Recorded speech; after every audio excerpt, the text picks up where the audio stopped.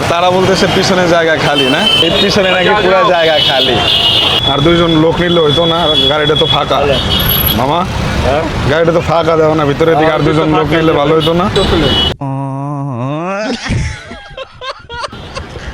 অফিসে আইছি, এখন রান্না বান্না করতেছি। এই যে রান্নাও করা লাগা।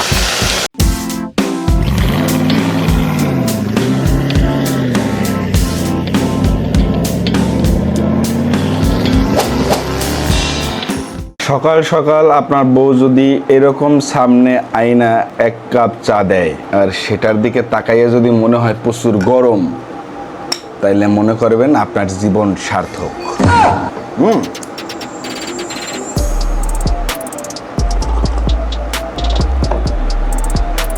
এখন গোসল করবো, গোসল করে অফিসের উদ্দেশ্যে বের হবো। গাড়ি তেমন একটা পাওয়া যায় না, গতকালকে প্রচুর পরিমাণে মানুষ ছিল, ভিড় ছিল, গাড়ি তেমন একটা ছিল না। আজকেও তেমন একটা গাড়ি নাই, দেখা যাক কতক্ষণে গাড়ি পাই। কি পরিমাণে গরম, তার উপরে আবার প্রচুর জ্যাম। আর তারা বলতেছে পিছনে জায়গা খালি না, পুরাটা খালি জায়গা। এই পিছনে নাকি পুরো জায়গা খালি, দেখছেন? এই হলো কন্ট্রাক্টরদের ভাষা, কথা। গাড়ি পুরো ফুল, টয়টম্বুর, আটায় না মানুষ, আর তারা বলতেছে গাড়ি নাকি পুরো ফাঁকা। আর দুইজন লোক নিলে হইতো না, গাড়িটা তো ফাঁকা। মামা গাড়িটা তো ফাঁকা, দেও না ভিতরের দিকে আর দুজন লোক নিলে ভালো হইতো না। আর করে টাকা পাইতে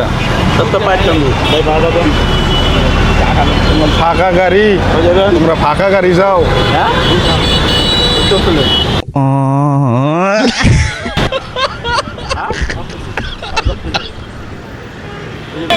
দিছে মারামারি বাজাই। এ ভাই নামতে দেন না, মারামারি পরে করেন।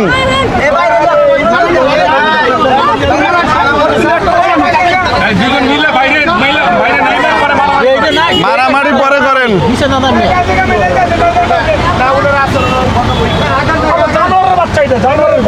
আরে ভাই একজন ধৈর্য ধরলেই তো, একটা সিটই তো, আর কি সিটের জন্য মারামারি না করলেই তো।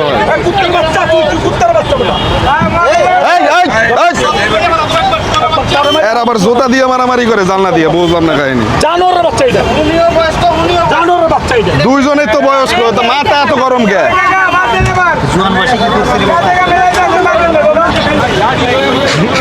এই জানলা দিয়ে মারামারি করা লাগে, বুঝলাম না কাহিনী। শোনেন, আপনি যদি লোকাল বাসে চলাফেরা করেন তাহলে আপনি অনেক কিছু দেখতে পারবেন প্রতিদিন।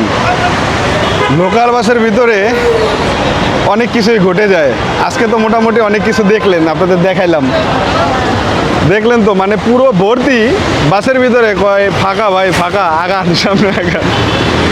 আর একজনে একটা সিটের জন্য দুই মুরব্বি দিছে মারামারি বাজাইয়া। এই হলো পরিবেশ। অবশেষে আমি মহাখালী নামছি, অফিসে আইছি, এখন রান্না বান্না করতেছি। এই যে দেখছেন, রান্না বান্না শেখা লাগে। হ্যাঁ বেশি না, আর একটু লাগবে। কালকের মাংস আপনি এখনো রাখছেন?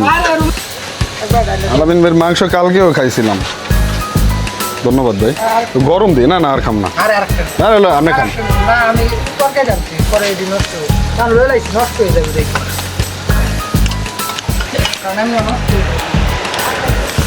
রান্নাও করা লাগা, কুরবানির গোশ।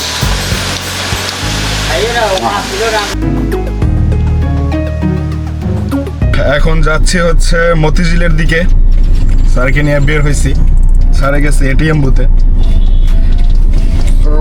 এখন বাজে কয়টা জানেন? এখন বাজে 4টা, আর আমি আসছি 12টার সময়।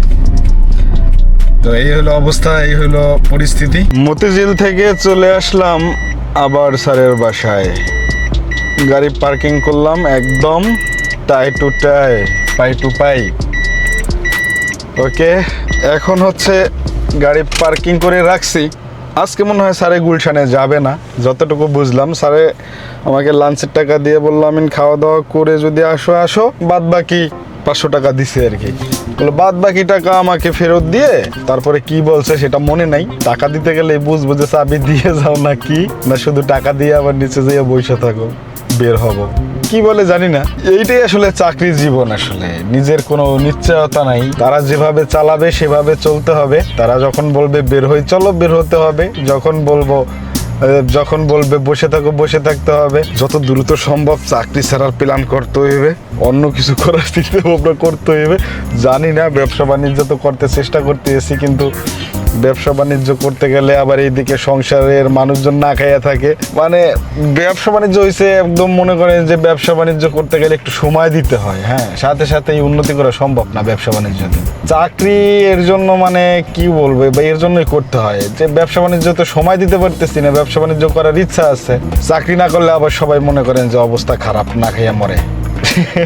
বাজার কই, বাসা ভাড়া কই, এই সেই কত কি। দোয়া করবেন। তাহলে চলেন টাকা পয়সা ভাঙতি করে স্যারকে দিয়ে আসি, দেখি স্যারে কি বলে। এখন খাবো কাঁঠাল। রুবেল ভাইয়ের এখানে কাঁঠালের দাওয়াত আছে। আলামিন ভাই, তেল আছে? তেল দেন দি। জিনিসটা কিন্তু একের না। হ্যাঁ, সরিষার তেল লাগাইলে তো একটু ভালো হইবে জিনিসটা। সরিষার তেল ছাড়া জমবে না। বাড়ি বাই করেন। এই সিজনের কাঁঠাল খাইছি 2-3 বার, তো এইবারের কাঁঠাল যে রুবেল ভাই আমারে খাওয়াইছে, এটা অসাধারণ কাঁঠাল। দেখেন কত বড় বড় গোল্লা। এইটা কি অন্য গাছের না ওই গাছেরই? এটা আগে জানতে। ওই গাছেরই না? ওই গাছের হলে তো বেশ ভালো পরিসরে বড়। আজকে সেলিম ভাই আয় না? বিসমিল্লাহির রহমানির রহিম। প্রচুর মিঠা। এটা অন্য গাছের কাঁঠাল। এটা একটু কাঁঠালের বিচির একটু ছোটো। কালকের কাঁঠালটা ছিল একের না। সবাই বলছে আমরা 500 টাকা দিয়েও যদি ওই কাঁঠালটা নিত তাহলে যে নেবে হে যেত। ওটা তো দেখতেছি এই গেছে, ওই গেছেন না, কিন্তু মিষ্টি অনেক ভাই। এটার বিচিটা ছোট হইলো, মিষ্টি আছে উপরে। এটা ঠিক দেন রুবেল ভাই, এটা ভালো না? একটু একটু দেখেন না, এটা এইটা তেমন একটা বড় না।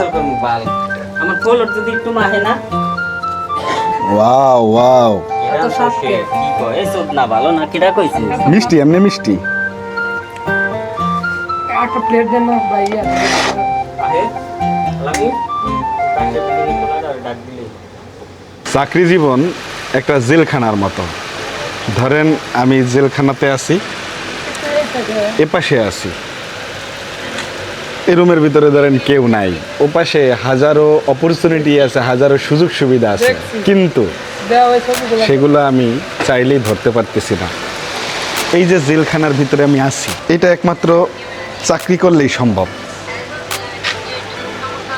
তাই চাকরিকে যত দ্রুত সম্ভব বিদায় জানাতে হবে। জেলখানার ভিতরে আর কতদিন বেঁচে থাকবো, আপনারা বা কতদিন থাকবেন? নিজে একটা কিছু করেন, এটা চাকরি থেকে অনেক বেটার অপশন। অনেকক্ষণ বসে আছি, স্যারে এখনও বের হয় নাই। আর জানি স্যারে এই টাইমে এখন বের হয় না, তো স্যারকে একটা ফোন দেব যে স্যার আপনি কি বের হবেন নাকি আমি চলে যাব বাসায় চাবি দিয়ে। দেখি স্যারে কি বলে, তো এটা আপনাদেরকে শোনাবো স্যারে কি বলে, দেখা যাক।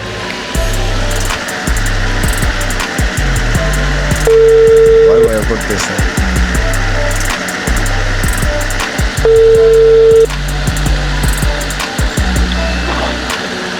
আসসালামু আলাইকুম স্যার। জি আসসালামু আলাইকুম স্যার। হ্যালো, জি স্যার কি বের হবেন স্যার, নাকি আমি চাবি দিয়ে চলে যাব স্যার? না ওই তো ক্যান্টার নিতে যাইবা। ও আমি এটা নামাই দিচ্ছি। ও ঠিক আছে স্যার, ওকে আমি নিচে আছি। দুই নাম্বার আমার ফোন করবা না, যে যারা ফোন করবে একটা দিয়ে করবা। হ্যাঁ ঠিক আছে স্যার। আমি কিন্তু ফোন করি না, আননোন নাম্বারে আমি ধরি না, ওকে স্যার। অপরিচিত নাম্বার ধরি না। ঠিক আছে, ওকে, আসসালামু আলাইকুম। ব্যাপার হয়েছে আমার নাম্বার হলো 2টা, স্যারের কাছে সেভ করা হলো আমার রবি নাম্বার, আমি ফোন দিছি বাংলা লিঙ্ক নাম্বার দিয়ে, তো সের জন্য আমাকে একটু সতর্ক করে দিল। ওকে সমস্যা নেই, বসে থাকি ক্যান্টনমেন্ট দিয়ে, তারপরে আমার বাসায় যাইতে হবে, এর জন্য আমাকে বসাই রাখছে এখনও। ধরেন আমি 8টা পর্যন্ত বসেছিলাম, এই 8টা পর্যন্ত না বসে আমি ধরেন বাসায় চলে যেতে পারতাম, শুধু তার মেয়েকে নামাই দিতে হবে বলে আমি ডিউটিটা করলাম এই রাত্র 8টা-9টা পর্যন্ত। যাই হোক, তারপরেও এটা আমার চাকরি, এটা আমার মেনে নিতে হবে, এটা আমার বুঝে রাখতে হবে। তো যথেষ্ট পরিমাণে জ্ঞান না রাখলে আবার চাকরি করা যায় না। তো যাই হোক, এখন ব্যাপার হচ্ছে এই কথাগুলো কেন বলছি, এই কথাগুলো বলার কারণ হচ্ছে আসলে চাকরিতে মন বসানোটা খুব কঠিন। আমি আসলে চাকরিতে মন বসাইতে পারতেছি না ইদানিং, কেমন জানি লাগে। হ্যাঁ, মানে কেমন জানি আসলেই। চাকরি যদি না করে অন্য কোনো কিছু করতে পারতাম তাহলে অনেক ভালো বেটার একটা অপশন পেতাম, কিন্তু চাকরি ছেড়ে যে অন্য কিছু করব সেই অপশনটা আমার কাছে নাই। বিশেষ করে হচ্ছে কি, চাকরি ছাড়া তো ধরেন যদি কিছু করি আমি তাইলে ব্যবসা বাণিজ্য করব, এইটা ছাড়া আর কি করার আছে? ব্যবসা বাণিজ্য নয় তো চাকরি, এই দুইটা অপশনই তো আছে মানুষ। তো আমার আসলে যেটা হচ্ছে, চাকরি ছাড়া ব্যবসা বাণিজ্য করার মতো মন মানসিকতা থাকলেও ব্যবসা বাণিজ্য করতে পারতেছি না। আর আপনাদের সাথে ভিডিও করার মেইন রিজনটা হচ্ছে, আমি আসলে ভিডিও করতে পছন্দ করি। আমি অনেক দিন যাবৎ ভিডিও করে আসতেছি, এই বিধায় ভিডিও বানাচ্ছি।